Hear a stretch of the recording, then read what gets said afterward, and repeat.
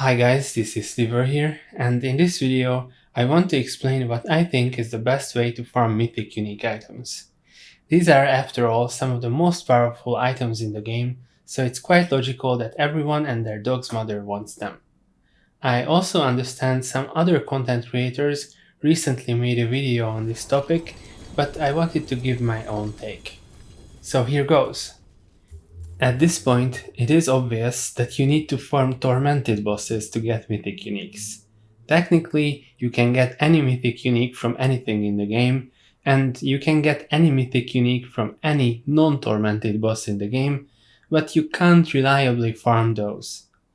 There are stories circulating on Reddit that some guy got an amazing 3 greater FX Shaco from normal Varshan or something. And this may be true, but it's still not efficient to farm anything else for mythic uniques than tormented bosses. Now with this said, only one question remains. Which tormented boss should you farm for mythic uniques?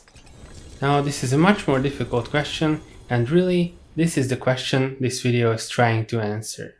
The easy and almost certainly true answer would be, it depends. And this is correct, but what does it depend on?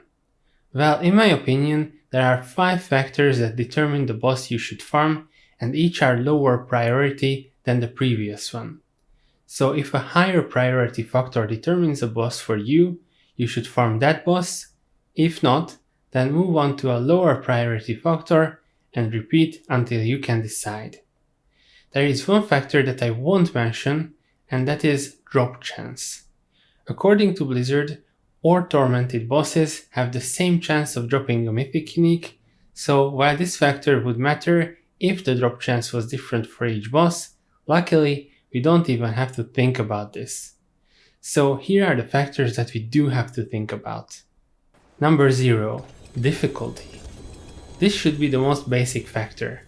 If you can't kill a boss, you shouldn't farm it, right?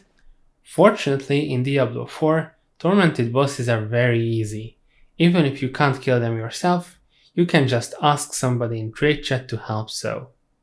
So even though theoretically difficulty is the most important factor, it can largely be ignored. Sometimes the Beast in Ice and Andariel can be a pain to lower geared parties, but for the most part, they don't pose much of a threat. Number 1. Group. Will you be able to find a group for that specific boss? Currently, this is not an issue because we are at the beginning of the season, but later it might be hard to find a group. The reason a group is important is not to help you kill the boss, but to do a rotation. If you go in with a 4-man group and each of you summons a boss once, then you effectively get 4 boss kills for 1 set of boss materials. This is huge, and therefore you should always do tormented bosses in a group. Number 2. Gear you need. If you need a specific piece of gear for your build, or you are fishing for an upgrade that one specific boss drops, then you should be farming that tormented boss for mythic uniques as well. The typical example that everyone mentions is a lightning spear sorcerer. This build requires a really well-rolled Fractured Winterglass amulet. Lord Zir drops this amulet, so if you need it, you should farm Tormented Zir. It's that simple. You can look up which boss drops which item, and I will also link the max roll boss drop cheat sheet that I use for this myself. Number 3. Preference for material farms or already have materials. This is another easy to understand factor. If you, for some reason, really like farming one of the boss summoning materials and none of the above factors matter to you, then you should be farming that boss. But this is the minority. I'm pretty sure that most of the player base don't like to farm any boss materials. For Zir and Grigoire, you'd have to do Hell Tides, but that is boring. You would rather farm the Infernal Hordes. For Varshan, you'd have to do Whispers, but that's slow. You'd rather run the Infernal Hordes. For the Beast in Ice, you'd have to run Nightmare Dungeons, but everyone hates Nightmare Dungeons. You would run the Infernal Hordes. And for Andariel and Duriel, you'd have to run the previous bosses first. So essentially, unless you for some reason love a specific boss material form, you should ignore this factor and go to the last one. Number 4. Cheapest to summon. Now this is the big one. All tormented bosses require one Stygian stone to summon, but that is very easy to obtain nowadays. Check out my guide to see how. So that doesn't make a difference between bosses. Here, you want to determine which boss's summoning materials are the cheapest. But unfortunately, the price is always changing. This is something you have to look up for yourself.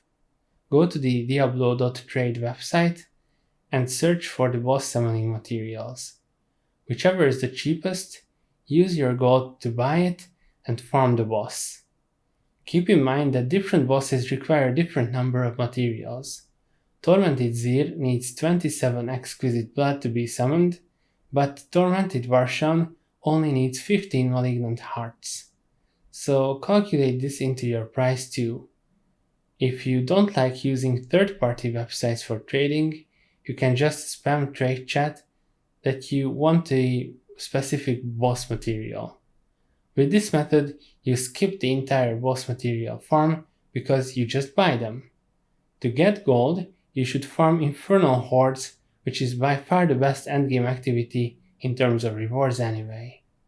I suggest not buying any Stygian stones if you can farm them. And that's it.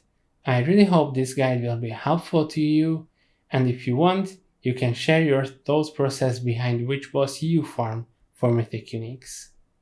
Thanks!